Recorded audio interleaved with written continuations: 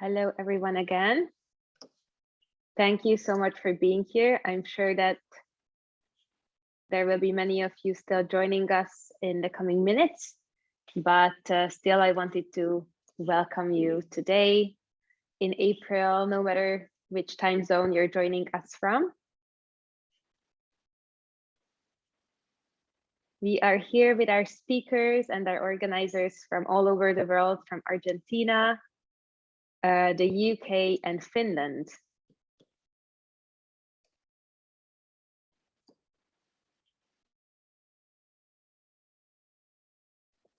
Dear speakers, I think you can unreveal yourself or reveal yourself. That's how we are saying it, right? Great. Hello, everyone. So thank you so much for being here today with us. I would say to start our discussion for the day, we are very happy to have all of you here with us. We are going to talk about a very important topic, the topic of social emotional learning that I'm sure that you've heard a lot of, especially in the past few years, because we've been through a very difficult period in education with children in our lives. So social emotional learning is more important than ever. This is why we thought of having an easygoing yet professional and thought-provoking conversation with our speakers. And we really want to give you some inspiration, some hands-on ideas for you as school managers, educational decision makers, and teachers, how to implement social emotional learning into your everyday practice. And we would like to make this session actually useful for you. So there is the Q&A window down at the bottom of the page. So please feel free to send your questions during the session to us. And you've already submitted quite a lot in your registration form. Thank you so much for those. We are going to try to cover them. And we will definitely spend around 15-20 minutes at the end of the session to answer as many questions as possible. So don't worry to send us the questions. So as I said, today's topic is social emotional learning, which is kind of a buzzword at the moment. No wonder. It's very important for creating a healthy and balanced life as an adult. And I really think that we have to start it as early as possible. And this is why we are here today with 3 speakers from all over the world. As of the organizers, so us at BOOKR class who organized this event also think that SEL is extremely important, as well as 21st century skill development.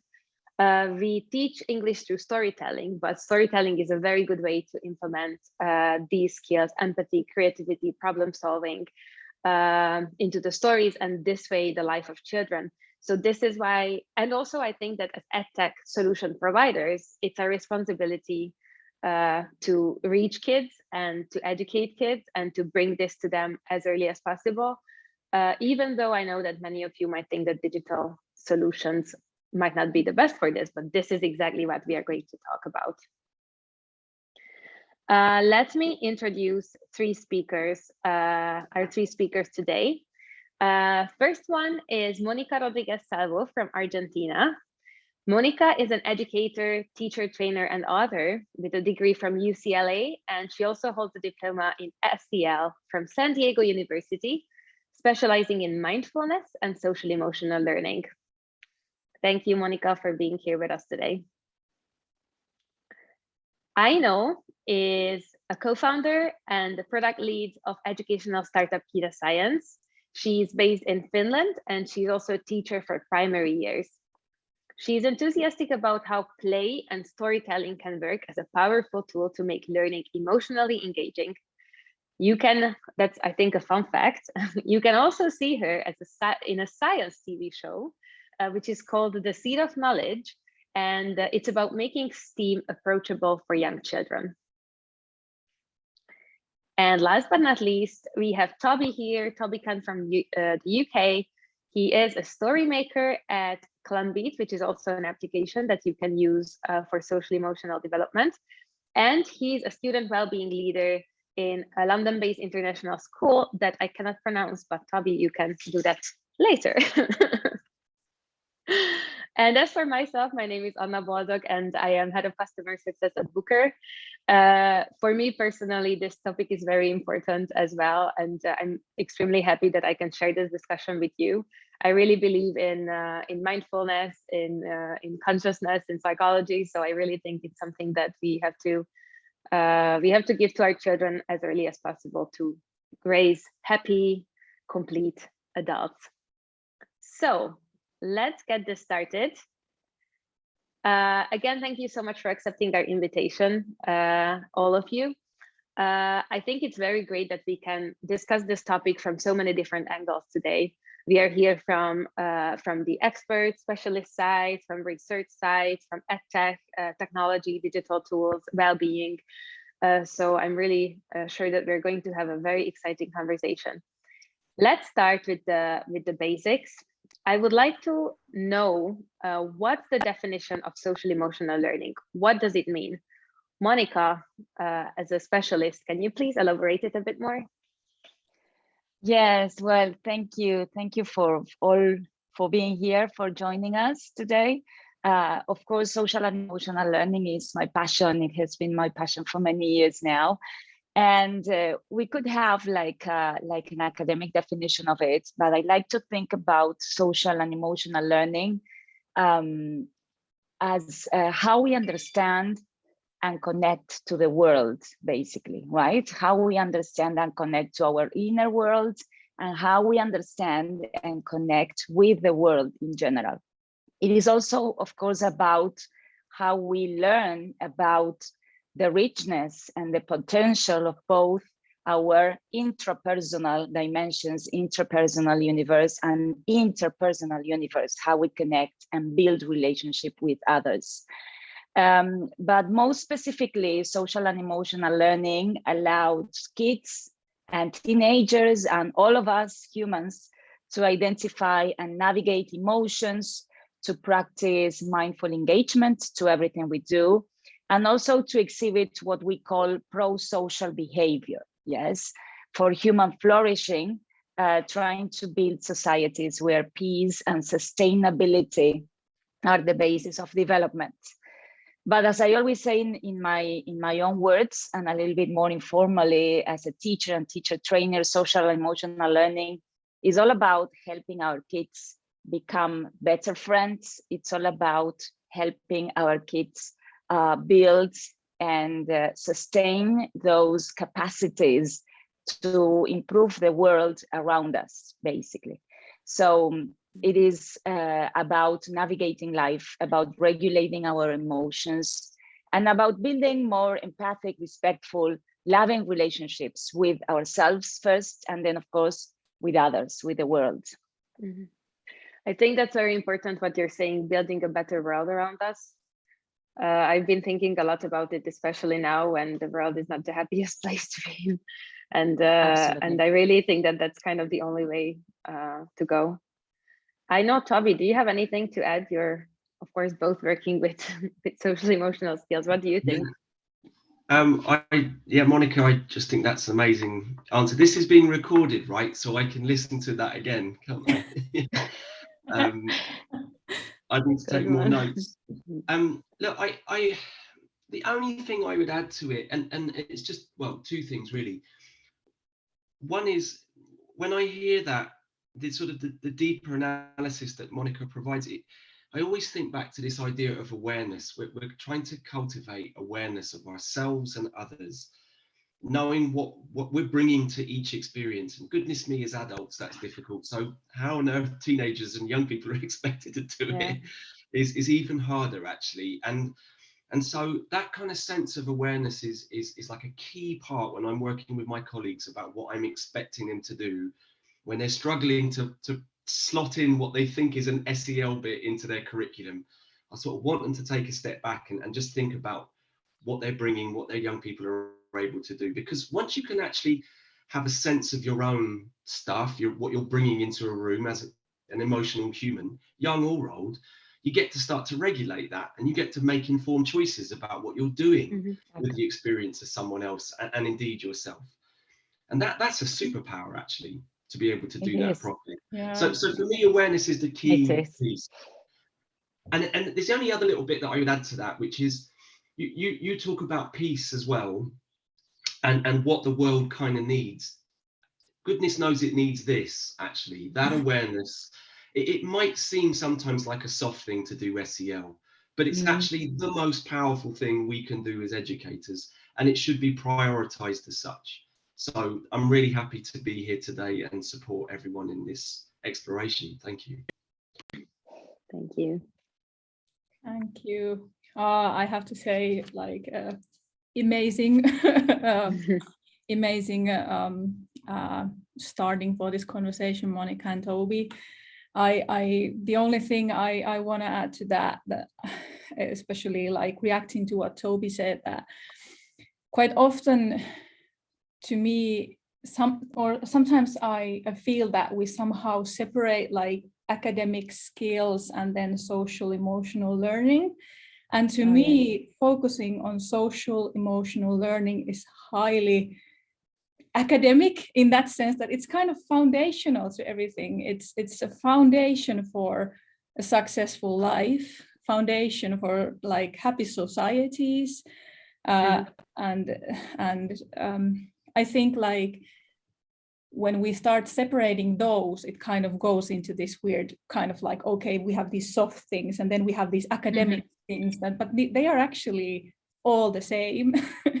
and social emotional skills are kind of the building blocks of all learning and all cognition and understanding each other and all of that. And yeah. Let me just add to what you are saying. I know precisely there is a whole body of research that backs up the idea that, in fact, if we think about academics, right, if that is like the main focus, social and sustained social and emotional learning programs definitely improve academic results as well. Yes. So I definitely agree with this idea of integration, right? I think that we really have to think, and probably you will all agree with me, that integration, it's a key power word these days in all aspects of our lives. But it also comes down to this, because if not, we've got, as Aina was saying, like, okay, the soft skills and the academics, or we have the subject developments and the curricula and social and emotional learning. And I guess we all agree that this has to be an inner power that propels academics, but it is embedded within it, right? Yes. Thank you. And as I mentioned, during COVID, digital platforms were the only places where we could exist. So I guess it had a huge impact on social emotional skills and interpersonal skills, and like being in a community and how to interact with each other, how to form friendships, relationships. And I know that a lot of people are skeptical about the impact of digital tools. I mean, there's a big debate on whether it makes even more trouble for the kids, or it actually helps them to be for example, social emotional skills. What do you think about it? What did you see during COVID? For example, Toby, you work in a startup and in a school. And Monica, I know that you have a lot of experience too on this field. What did you see during COVID? How did it impact children, and how did digital tools help or did not help to them? Yeah. Toby, you can start. Do you want me to start and then you can? Sure. I mean, COVID was, you know, as all of us experienced, an incredibly isolating time for a lot of young people, and I think it kind of accelerated some of the difficulties that we see in the communities I work in London. That isolation sort of brought out some of the worst and yet some of the best learning experiences for our kids. And what I think it's really easy, and I know we've had so many conversations about COVID and the impact on mental health, and I'm really not trying to negate that experience, because I'm still having to support young people recover from it. But where there are glimmers of hope is, for me, where some of those silos we've just been talking about, it's either academic or it's emotional learning, are starting to actually erode, because they don't serve us. It doesn't serve us to think that only learning sits within a framework of curriculum learning. Someone said, you know, how, I forget what I read, a comment that educator, how much learning our young people had missed out on. And I thought, oh, hang on a minute, my teenage son has started a t-shirt building industry. He was so bored, he went online and built all this stuff with his friends in Minecraft. And whilst I might have reservations about digital because I'm a bit old and worry about screen time, what I actually saw was a huge flourishing space that the kids could use and employ. And it made a lot of sense to them, and they could find meaning in this complexity. Whereas sometimes I wondered if the adults weren't struggling a bit more, actually. You know, the mental health issues that I see having been accelerated in COVID, again, I'm not trying to diminish them because we are very and profoundly limited in the way we can support those young people. But I just think there is a balance to be thought of here when we think about digital and we see COVID. Actually, there are learnings that I really worry we're going to forget too quickly about what was possible. As educators, we didn't think, for example, we could graduate kids into university without doing end of year exams. Well, we did it for 2 years in the UK. And suddenly all these things we never thought we could do, we were doing. And I just think let's take some of those learnings and if we can find the time in our school year to actually reflect on what benefit they might bring us. That was my only thought. Very good, thank you. Monica, what did you experience? Well, I love what Toby was sharing with us about opening up possibilities. You know, I think that, again, I would like to go back to this idea of always understanding from a dichotomy point of view, right? It's either you are for technology or you are against technology. And I guess what we learned during, not only during COVID, but digital innovation in the field of education has been happening for more than 20 years. And it has also offered us the possibility, for example, of scaling up social and emotional learning and STEM and STEAM to reach millions of learners and to go beyond the classroom. So games and digital tools, I guess, if designed with research-based like pedagogical properties, they can definitely plant the seeds that can transform attitudes, knowledge, and equip our students with better tools. It can be transformative. I mean, digital tools can definitely be transformative. And I guess that what we lived through COVID was very much revealing of that. I've got thousands of stories from teachers saying, okay, there are students that when we are having in-person classes, face-to-face classes, I would never hear their voices. And some of these students could find in the online environment a safer place to express themselves, you know, to be themselves, to find their place, their safe place in our classrooms. So I guess it's all about the balance, and it's all about the possibilities, right, that we can open up through technology. But I guess it's high time, and I think that at least in the field of education, or at least what happens in Latin America, and I know that this reality might be different in other countries around the world, but at least what's happened in Latin America is that COVID propelled a huge digital change that probably would have taken 10 to 15 years for teachers in our areas, you know, to embrace the idea of using technology. So now we have this huge opportunity for teachers to realize the potential of it. And of course, we'll have to, you know, come to the middle side and to balance it and to find the best experience for our students, because this is what we teachers do, right? We need to find the best tools for our students to learn in better ways, in different ways, in ways that resonate with them. And technology, we have to agree, we might like it a little bit more or less. Technology is something that is part of their lives. So I always said, and I've been saying this like for many, many years before COVID, digital tools are for teachers a huge possibility to step into our students' worlds and to teach from that, their world in a way, right? So I guess it's all about possibilities, as Toby was saying. Great, thank you. I know anything to add? Or are we going to storytelling? Now, I want to just add to what Monica said about possibilities.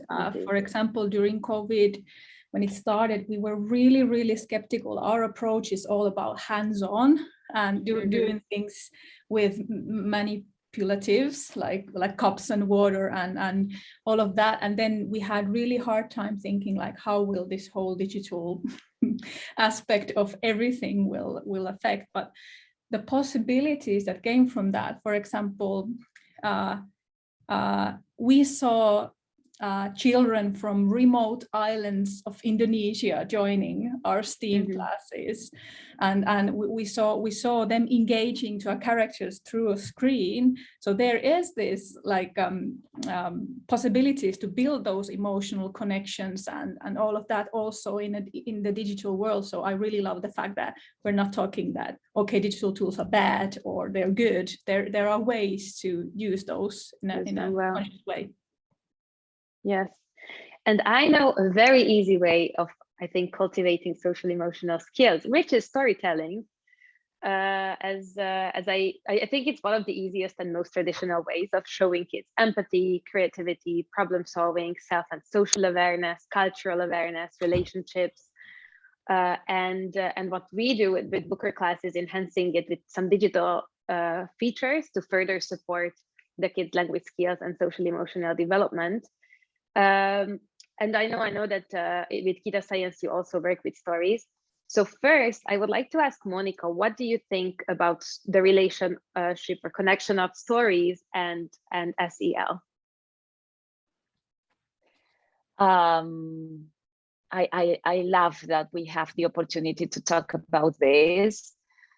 What can I say? I'm a bookworm.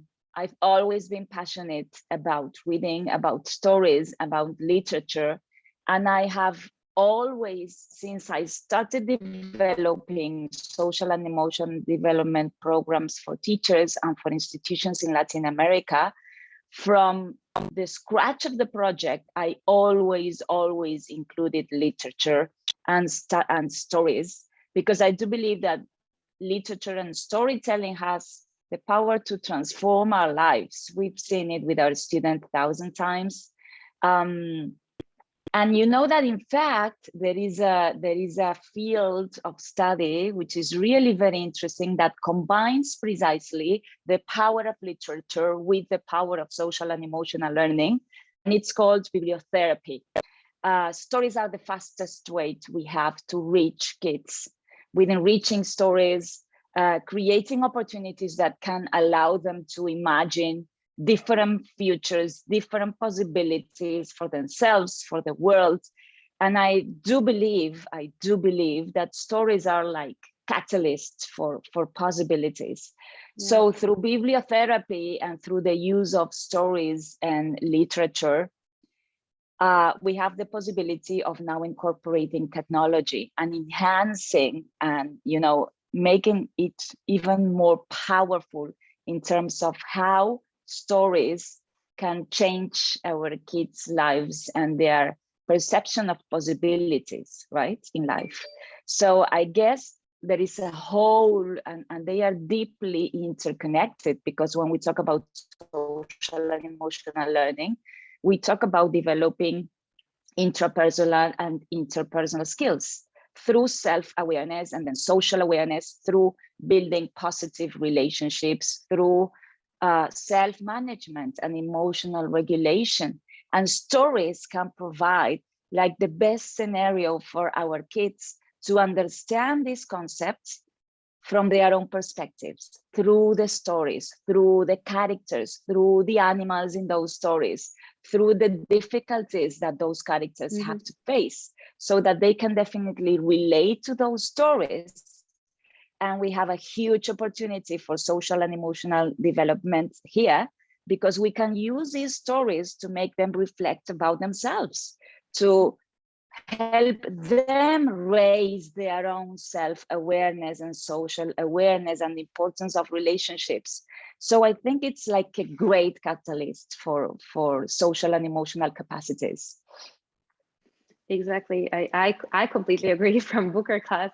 But I know that with Kida Science, you use stories to teach STEM and STEAM, so basically sciences as well.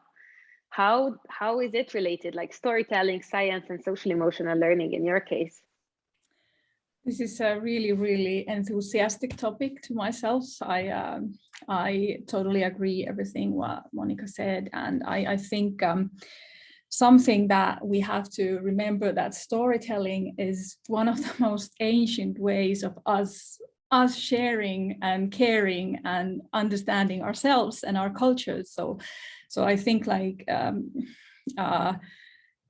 using those to promote social emotional learning or learning in any subject or skill is a great tool.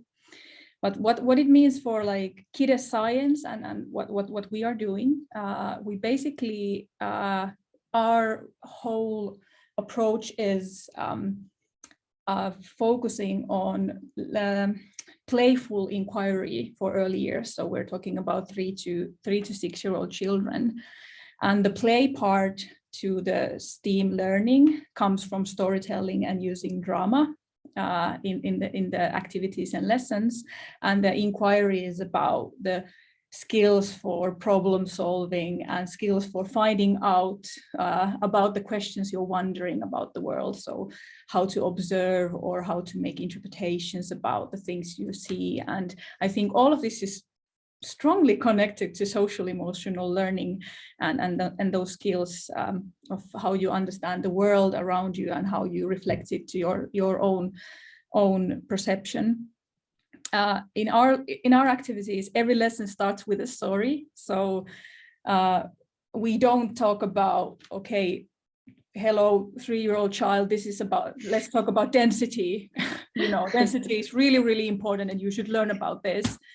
No, we start from a story that we might tell about a robot who got into trouble and he might need your help. He saw something floating and something sinking, and now he should somehow make things float again.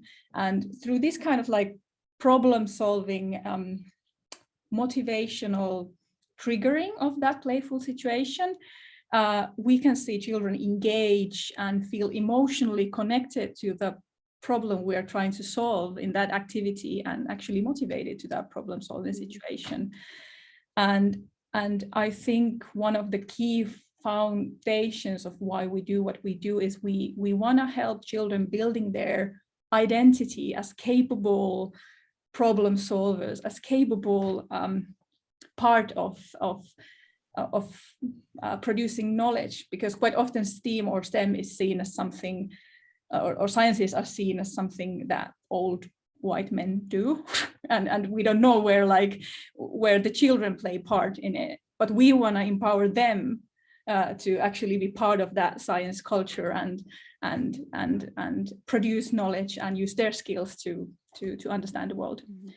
And we have seen amazing cases through this. I've experienced it myself as a teacher, and we've seen teachers who say, for example, that they have a child. For example, one teacher, Elsa, she had a child in her classroom who had an ADHD and had some difficulties engaging with the world around themselves. And through our storytelling approach and through our learning approach, this child was able to focus and create like an emotional bond and feeling of capability during these lessons. And actually, this child, who usually is kind of like, how do you see, like it's the worst thing to think this kind of child is a problem, because they are not. We haven't found a way to interact with this child and help them to find their own way of learning. Mm-hmm. So this child actually started taking these stories forward. They started to build their own science books and ask questions about the world around them, and they wanted to do their own investigation. So it's super powerful. I think I would reflect on two things that you mentioned. One is being emotionally connected I think that that's so important in developing academic skills. So again, we go back to where we started from. I think when you're emotionally connected, it's so much easier to remember to gain this knowledge. I know it from my example too, and I'm a bit amazed in a bad sense that still things like project-based learning and play-based learning is not something more common, because you can feel it in yourself that I would have studied so much more or learned so much more if we would have had such an approach. And the other thing is this bad kid thing that we actually received a question. So we would get back to it a bit later in one of the submission forms, that sometimes these kids with problems, engagement or attention problems or other, they are kind of considered as bad kids, while you probably just need to find a key to them. So hopefully we'll have some time to get back to that question a bit later. And Toby, you too, with ClanBeat, you basically build a whole solution on well-being and social emotional learning of students, right? So what was the motivation behind that?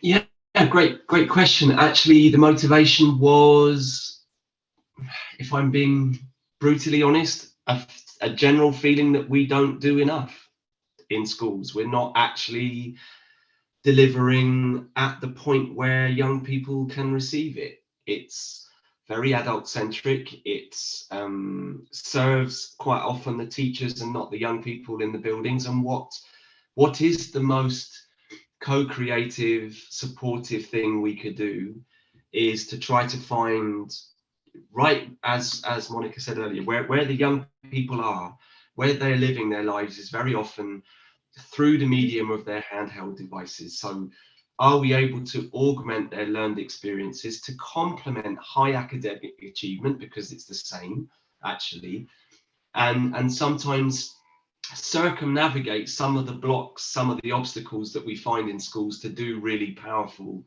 SEL and wellbeing interventions.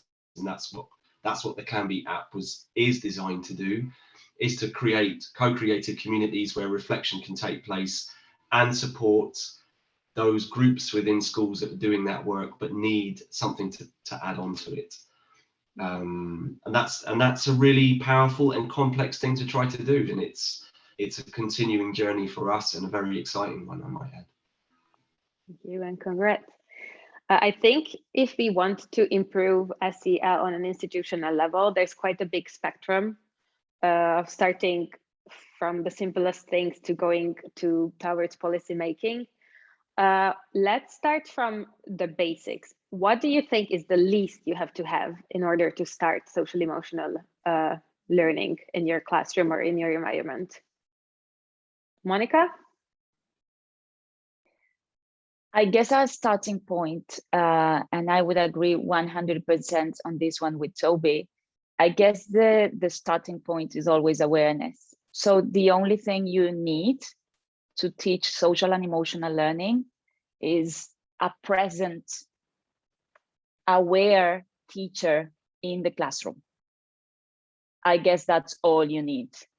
And I've seen this, I've been implementing these programs for many years in many different countries in Latin America, where our, and this goes from private institutions to public institutions to settings where there is almost nothing, there is no internet connection, there are no tools. But I have seen it happen when you have a teacher with enough determination and with enough awareness about the impact and the importance of emotions and social capacities with their students and how important this is for their life development. It's not about maths or it's not about academics, it's about life development. When there is a teacher that embraces this idea in a classroom, it happens. Because of course, teaching is already an extremely emotional and social experience. So I always, whenever I train teachers around the world, I always say the same thing. You are already experts on this, because teachers are already experts on dealing with conflicts that arises in the classes, on dealing with emotion situations related to overcoming challenges and motivating students and helping them build better relationships with their peers, So they are already experts, but we really need to equip both teachers and students with the right tools, you know. So once they can see how this happens in their lives, like this is the best starting point. So I would say that the only thing you need is awareness to start with. But then I would also like to go maybe into like the other extreme. And I think that we also have to help at least it happens in Latin America, that there's still a lot to do, you know. And I do also agree here with Toby on the points that we are not doing enough. So I do think that this has to be systemic, that there have to be wellness programs that are systemic, yes, both for teachers and for students. And of course, we can have a lot of tools, right? If we talk about well-being, for example, we might have a lot of personal tools as teachers, but this has to be systemic. It goes into a different scale and a different level when we provide the systems, right, where these possibilities are not only allowed, but are an absolutely essential part of educating. I always say the same thing. I am a teacher of English, okay? Originally, I am a teacher of English, so I teach English. But we are all educators. And from the point of view of being an educator, we are, again, having the opportunity to help our students develop skills for life. So if we can do it, in my case, for example, through English, which is my passion and what I am a teacher of, that's great. That's a vehicle, right? But it has to become systemic, and teachers need to be provided with the right tools, environment, so that they can just take this into the next level. Teachers have been doing this for ages. Yes, it's natural to our profession, right? You cannot teach if you are not deeply connected to your emotions and to social development. But systemically, there have to be better systems that support teachers and that equip teachers and that create the right environments for better learning to happen. What do you see in other parts of the world? I know, Toby, what's the situation in the UK, let's say? I mean, well, I work at Halcyon, which is a sort of small international That's how you pronounce it. And I would say it's a very different context to what you see in the UK. And but we made a commitment as a community, as a small school that's only 8 years old, actually, that if we were going to do well-being or SEL work in that systemic way, we would need to actually train our faculty in ways they hadn't been trained before, because most of the training programs you get, they're for quite narrative-based teaching practice experiences, because that's what we do. Yeah. And so, I mean, just as a tiny little thought experiment, just humor me for a minute, right? But if I asked you to think about your secondary school experience now, and for me, that's only a couple of weeks ago because I'm relatively young, and just remember your favorite lessons and all the best topics that you covered. If you were to sit down with a pen and paper and try to write down the things you learned in school, the actual lessons, I dare say I could probably get to about 3. I might know some of the books. But if I ask you now to remember your favorite teacher, your kindest teacher, or even the scariest one, you will probably write them down immediately. Now, why is that?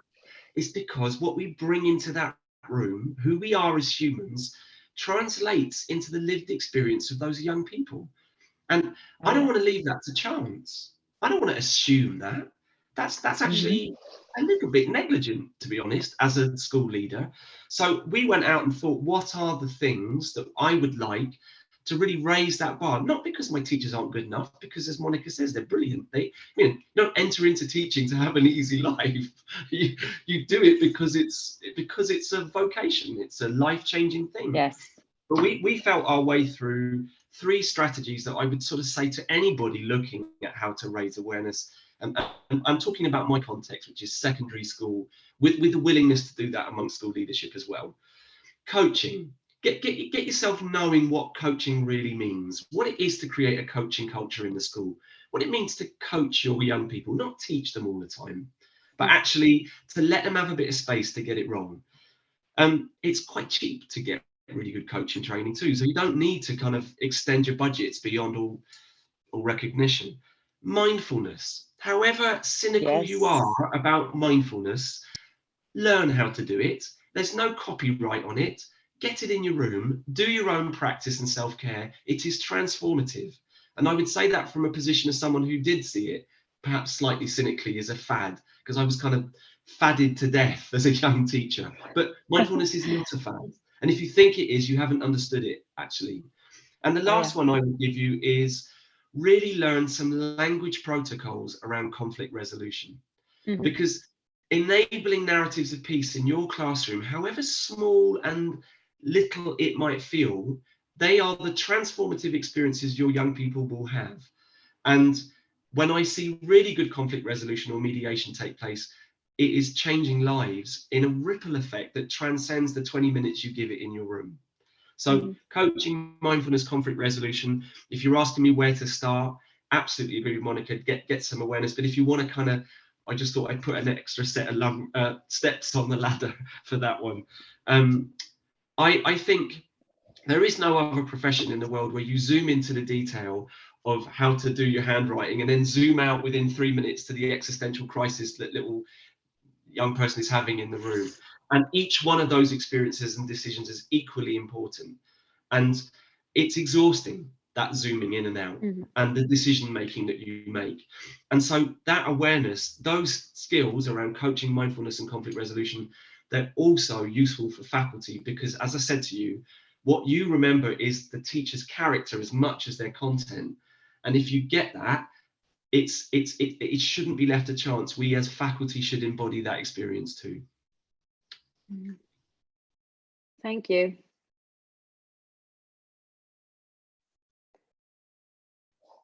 Yes, I don't know, I'm speechless. I'm just wondering that I think the teacher's well-being is something that's also very underrated. And that's something that we really need to take care of. And I can see around myself too that it's a problem, or it's a huge challenge. We let them burn out quite quickly, quite easily, while it's what you said, Toby, it's like it's them who makes the impact, and it's them who we will remember and who will have, yes, the biggest impact on our personalities and how we deal with communities. I beg you to let me respond to that, Anna, because I know that other people might want to say something, so maybe I should wait my turn, but I'd love to answer. No, go ahead. No, it's only that if, you know, as pedagogical, or as faculty in any school setting, if, you know, actually taking the time out to listen to what the teachers need and want, rather than kind of imposing new principles and ideas on them, they are your greatest resource. And in fact, if you were going to start a student wellbeing program, start with the teacher one. Actually get that right, because they you know, I see the burnout rates, I see the fall and dropout of young teachers leaving the profession after 2 to 3 years. I don't blame them, actually. I don't know if we are going to do this without a kind of, dare I call it, a grassroots shift in what we give value to and what it means to be in this profession. And you know, it's easy to sort of say that in a cursory way, but actually in every school, there are 1 or 2 people. I've been really lucky, right? My job has allowed me to set up startup schools all over the world. For the last 20 years, I've been going and helping. But I don't want to open another school, because I know that there are 20,000 schools in the UK that are brilliant, that have 1 or 2 people in each one that just need to connect to the other people that think and feel like they do, that will give them a sense that there is something worth carrying on for. So if you feel isolated in your school communities, I would say there's not many excuses left with the privileges of edu Twitter and the internet to connect to people that are thinking and feeling like you do. You do not need to wait for permission to do that. You can start acting in your own small context within your own classroom to affect radical change that is contingent on what you're expected to do curriculum-wise, that is rigorous and robust. But it's through our connectivity, through experiences like this, that you can actually make powerful change. And it's happening, by the way. It's really exciting to see those threads and weaves of connectivity. I would say it again, it's your teacher well-being that will manifest your student well-being. I hope that the audience feels a bit disconnectivity today here. I hope we share some of it. I know, what do you experience in Finland? I think I don't know about the others, but here in Europe, I think Finland is like the example to follow in terms of education. So I'm very interested to hear more about how SEL is, or what's the situation in Finland, and yeah, what ideas do you have? Yeah, well, I want to elaborate on what Toby and Monica said on the kind of previous topic, that everything, if we want to like take social emotional learning seriously, we need to focus on teachers and their well-being and their possibilities of being aware of this topic's importance. And I think when we talk about Finnish education, I think what we have succeeded to do in our system is, for example, when I went to my teaching in my university degree in education, I think the strongest message I got from there was this, that actually all the building blocks for a holistic well-being and a human that is capable of learning and capable of interacting with each other is this psychological factors and these skills of like interacting with other human beings. What I want to emphasize is that this excellence is built on good policies. So it's you cannot go to a classroom and just start demanding from a teacher that you need to do better social emotional learning if there isn't any policies that is supporting giving them room to have this kind of like safe environment where we discuss emotions and how we connect with other human beings.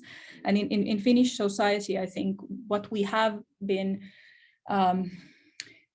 good at building is like how we support schools is also outside of school. So we have these like early intervention policies, like, for example, I'm now pregnant and I'm having constant checkups for me because of my child and how her like well-being is going to be in the future, and I'm gonna have these checkups with my child until they're like 6 or 7 years old, like regularly. So this is also kind of building that foundation for well-being and well, happy society, I guess, and kind of this kind of safe society. But yeah, I think that's maybe all I want to say about that. I think what we have been really good at is building those foundations for teachers to actually then incorporate social emotional learning. And one thing is that it's really core in our curriculums. So it's kind of that overarching theme that it should be present in every learning situation. So that message has gone through. That's hopeful to hear that. I love what Eina is saying about this being part of our policies, right? And I think that definitely we all agree that in this case, teacher centricity is all about it, right? I've seen it happen in many different contexts, and in fact, when I started developing these programs, I made that mistake too, because I'm a teacher, I am an educator. I was so eager to reach students, that my primary focus was to do activities with students, to be with them, to build this community with them. And my programs during these first years failed precisely because I was not focusing on the real people that are propelling these changes, that are teachers, every single teacher in every single classroom. So I will go 100% with the idea that we have to take care of our teachers, but at the same time, we have to be careful, because I've seen also this happening okay, now it's all about social and emotional learning. So you have to teach social and emotional learning. And at least what happens in Latin America is that teachers are not equipped. They are not ready for this because they don't have the tools, because it is not part of our teacher training programs. It is not part of what we learn to become a teacher, unfortunately. So the first step is that we really have to work with teachers on their well-being, on their own self-awareness, on their own emotional regulation. We have to be very careful about that because they are the role model for our students. So if you have a teacher that is emotionally deregulated in class, they can never teach emotional regulation. So we really have to work with our teachers and equip them and offer them tools to teach social and emotional learning. The fastest way is through stories. Okay, that's why I was saying through storytelling, through literature. That's the fastest, easiest way for them, probably, as a vehicle, but we have to equip them more. That's why professional development programs are essential to this. So if we want to improve the well-being in our schools, we have to work with teachers and try to create systemic ways where they are not burnout, okay? Because we can offer them mindfulness sessions, we can teach them how to do mindfulness, and that is at a personal level. If we keep on pushing them, if the demands keep on being so high, it's like a contradiction in itself. That's why the systemic approach is so important as well. But teachers are the ones that do all this, you know, and teachers are the ones making this magic happen every single day with our students. So we definitely have to think how to equip them better. Thank you. Thank you. So many valuable thoughts, and in the chat box that only the host and panelists see, we receive a lot of messages. I couldn't agree more, agree wholeheartedly. Hello, everyone. Thanks a million for this productive discussion. So I think that we will share a couple of those later on, because yeah, I feel like we have a very good connection, and you share a lot of practical and very valuable information. Before we finish and go to the questions, I would like to ask the three of you to share one advice that you would give to the audience to start doing immediately when they get up after this webinar. What's the one thing that they should start doing?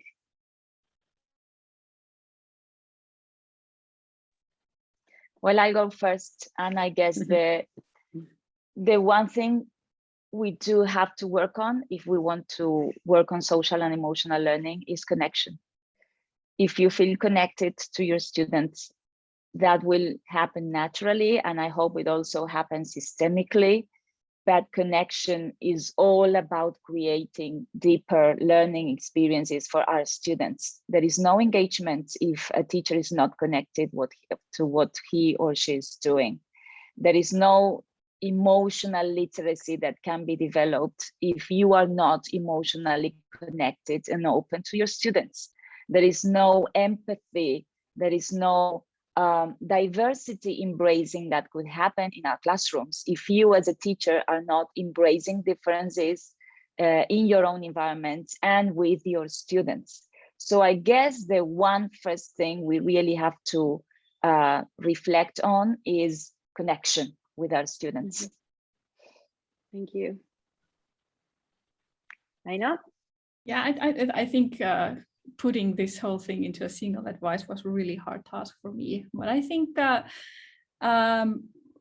exactly what Monica said, having that connection to your students on everyday life, I think kind of taking every learning moment, if it's about math or literacy or whatever, kind of stopping in those moments where you notice that, okay, here is a possible conversation point on how do you feel, or how does the other person feel, or how we can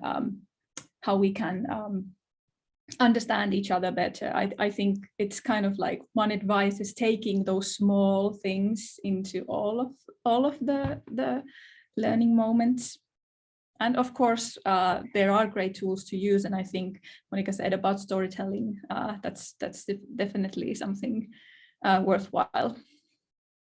May I say something, Aino, to what you're sharing? I think it's so extremely important what you are sharing with all of us about taking these very little single opportunities we have every day in our classrooms. Mm-hmm. And I think that for that, we really have to stop being like on autopilot mode when we teach, just going through the curricula, you know, and covering the program, because what you really need is to be aware of those situations that are emergent in your classes every single day. Probably every 15 minutes, there is an emergent opportunity to work with emotions and conflict and frustration in the classroom, but you need to be present as a teacher, right?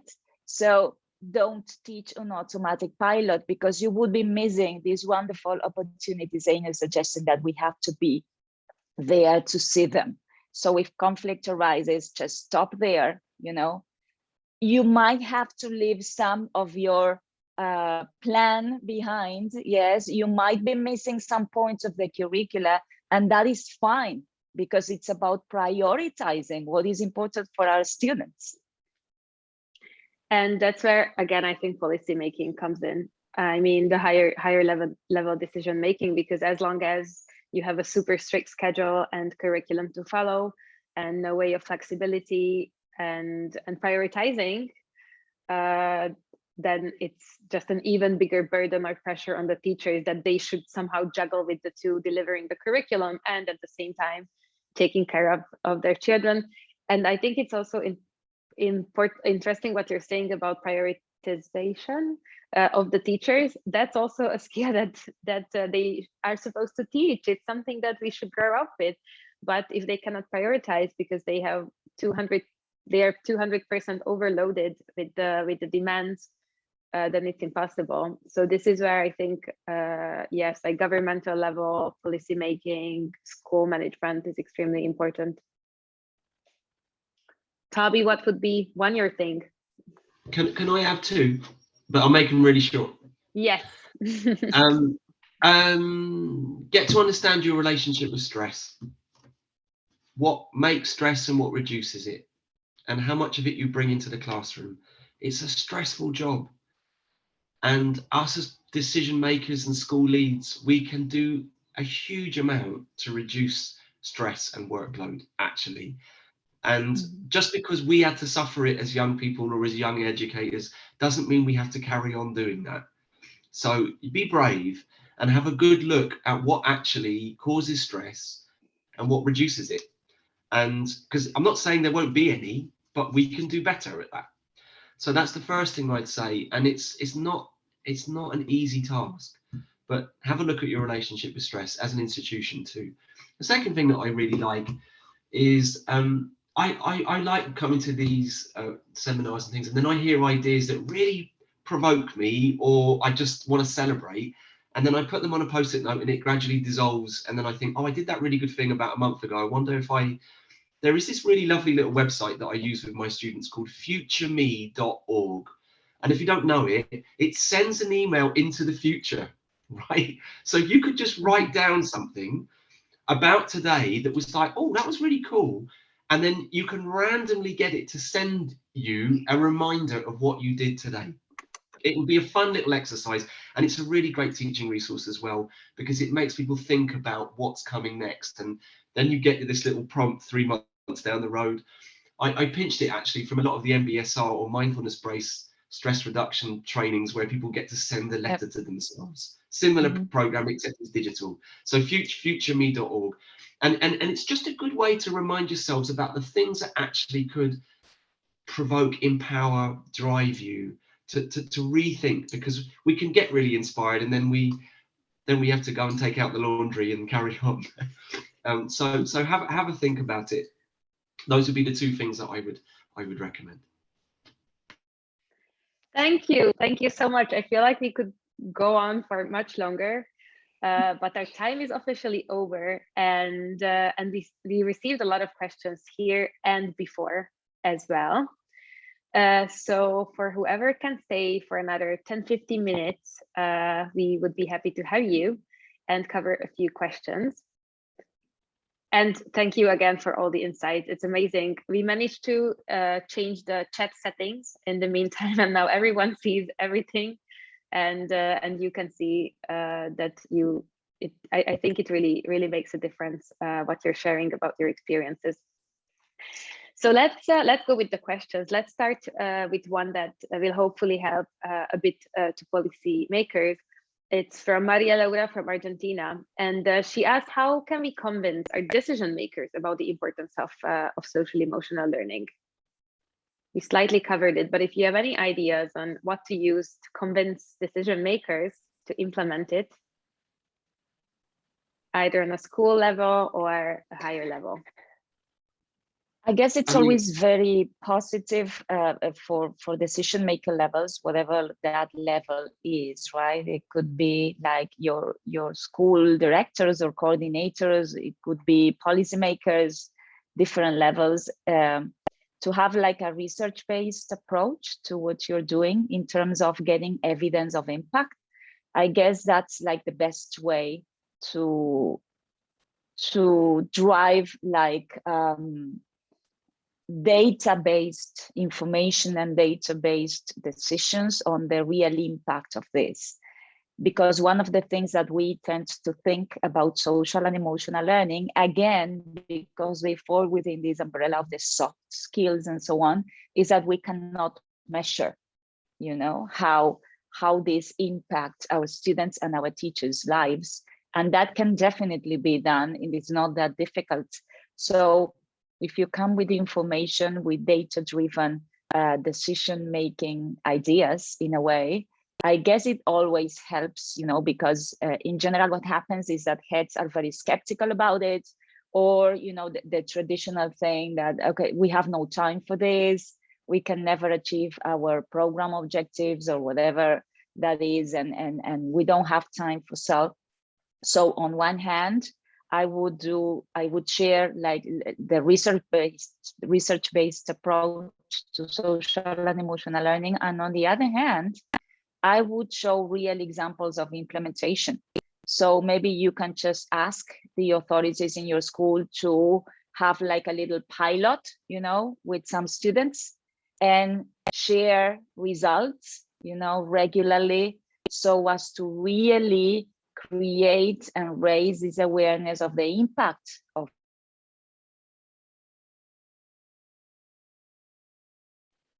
And now we lost Monica, right? Yes.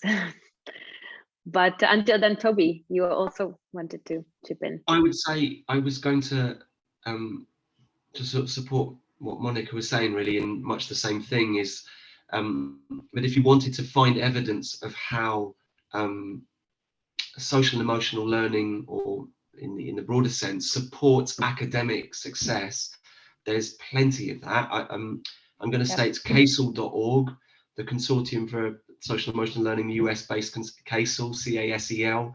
I bet if you went on their website, you'd find dozens of research-based evidence, if that's what is required of your policymakers to sort of make the change. But I mean, yeah, I completely agree with and Monica's points, you know, about they need to see it, and they need to see it in action for them to sort of realize it, because quite often they don't know what it is, actually. Mm-hmm. Yeah, very true. Good. Previously, we received a question in the chat box, and I think it might be useful for other people too. It says, connecting emotionally with students in class is possible, but how well we can articulate that in an online class? What do you think about that? Digital space and connecting emotionally. My personal approach is that it is, of course, not the same. Yes, and I think that we can all agree on this. It is not the same, but it is not impossible. You know, I think we can learn different ways to create that sense of connection, even in an online environment. So there are different strategies. There are different tools. If we've been teaching through Zoom like forever now, like, I don't know, for more than 2 years. And for example, teachers learned to use very, very simple tools like the chat, you know, the private chat, or the chat with the whole group and so on. There are different strategies and different things you can do and different activities that you can create in order to make this connection available, this emotional connection available, even if you are online. We have to agree that it's not exactly the same thing, but there are strategies that can be implemented for that. Thank you. Something I can I could share from my own personal experience from digital environment and connection. I think in a digital environment, you have to be a bit more explicit of what you're experiencing emotionally, because it's a bit hard. It's not a three-dimensional setting where we kind of intuitively read each other. Of course, we shouldn't expect that we can intuitively understand what other person thinks or feels, but still, like in a digital environment, I think being really explicit about, I'm now understanding this. Do you see this? And, you know, kind of trying to be really, really vocal on that and making sure that you understand what your students are meaning, because it's really, yeah, easy to go and think that, okay, this is the same, but it actually isn't. My 4 pence worth on that as well is, and it's true about it not being the same. We try to blend occasionally digital and in-class learning experiences, and it's chaos, you know. And actually, one thing that we found terribly useful, particularly during COVID, but also supports a lot of our digital experiences at the moment. We claim to be a paper-free school. In fact, we don't have. We're almost exclusively online. But that is actually check-ins. The power of checking in with the young people. There's a whole slew of great check-in questions and activities you can do digitally to just get a reading of temperature of how young people are, how they're doing at the beginning and at the end. And there's, you know, all kinds of systems available to do that in really fun, creative ways. But don't underestimate how valuable it is for young people to see each other's emotional quotient, how they're feeling, and indeed their colleagues and teachers, because it kind of connects people together in a really powerful way. Great, thank you. And I think I would take two last questions before we wrap up. Ricky has launched a new project, and he's asking, how do you feel SEL can specifically help children being raised as bilingual, multilingual, or heritage language speakers? Of course, it's a bit more of a language question, but maybe I think Toby or Monica, I can imagine that you might have experience with languages. Yes, absolutely. And I think it's great to think about social and emotional learning if we are teaching English, both as a second language or maybe for bilingualism, whatever the approach is. Because in fact, language is about culture. And language and learning a language is all about who we are as humans and our human experience. So when we can incorporate the world of emotions, the world of connection with others, and the world of relationships into the teaching of English itself, it's a great tool to help them understand what we teachers of English have always done, that is, have this global approach. You know, we teach English because we want our students to communicate better with the world and learn about different cultures and raise their diversity spectrum, right? So that they can embrace diversity. So social and emotional learning and its different aspects, the 5 different dimensions of it, are really very, very present when we teach English, even if it is as a second language or for multilingualism, from this cultural approach as well. And I've seen, you know, great experiences of students having to speak in English, even with their own limitations, yes, and with their limited vocabulary about who they are, right? To students somewhere in the world and they have to share who they are and how we live and how are our traditions in our different countries and so on.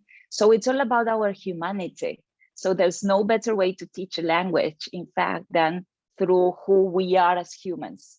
So there is a great connection between social emotional learning and the capacity to build language capacities in a way, yes, to improve language capacities.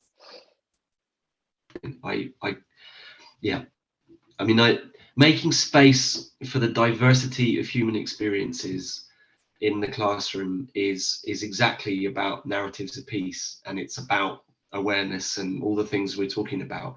And that sometimes is time and patience that we can embody when we are working with young people who may be struggling with language context or syntax or how they're expressing themselves. But to be able to kind of to nurture and create a safe environment for that is the most powerful thing I think we do as educators in our current climates, actually.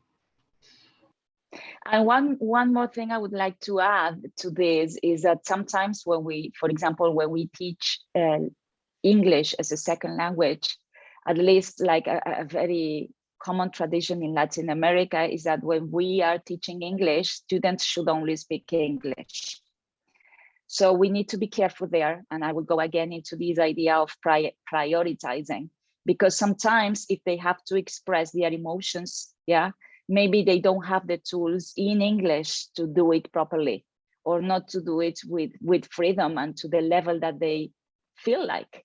So those are the moments where we as teachers of a second language have to switch into opening the possibility of expressing yourself in your own native mother tongue, because this is a different kind of learning. Yes, we are not focusing on grammar, on vocabulary or syntax.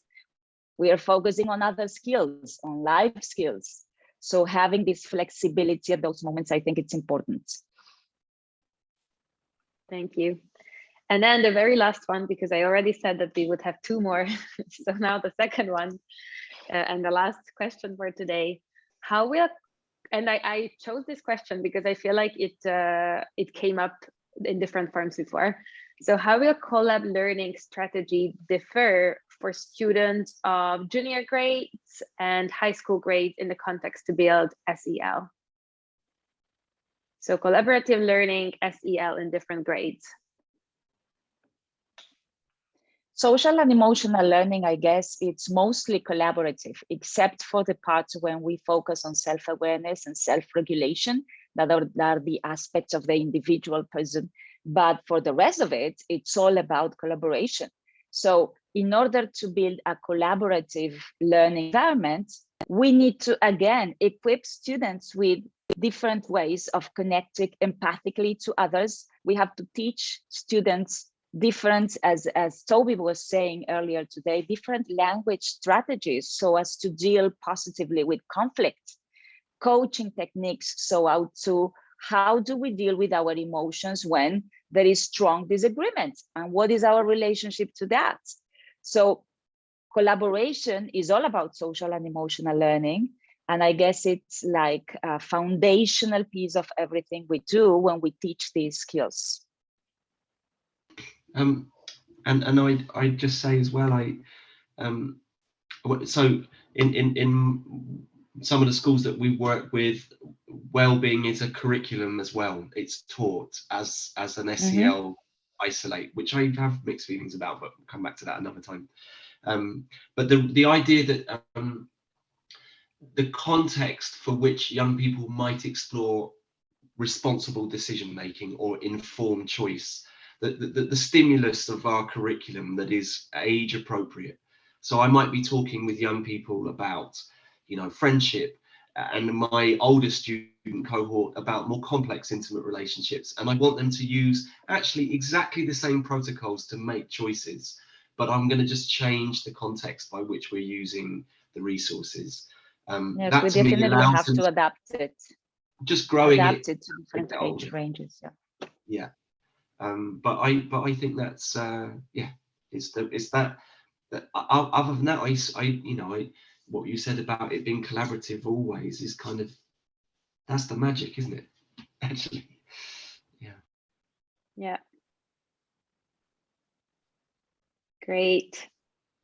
Thank you so much, everyone. Is there anything else that you would like to share? Anything that came to your mind and you feel like it would be important for our audience to know? Great. I really think that this was an amazing discussion. Everything that you shared, your own experiences, the insights, what we saw in the chat, and the number of people who stayed with us 17 minutes later than expected. So thank you so much, everyone, for being here. We really hope that there are some findings that you can take with you and some things that you can implement, and that, as we said with the one on whys, you now get up and start to make change and start to make the world a better place. Yeah, it sounds cheesy, but I think that's what we are here for after all. So thank you. I know Monica and Toby, it was a pleasure to meet you. I really hope to stay in touch with you and to follow each other's professional life. And thank you everyone for being here. Thank you for your comments. I think I will spend another like 10 minutes reading the chat because it's really amazing. So thank you for being with us, and we hope to see you at our next session. Okay, thank you. Thank you, everybody. Thank you, everyone. Have a great day. Bye-bye. Bye.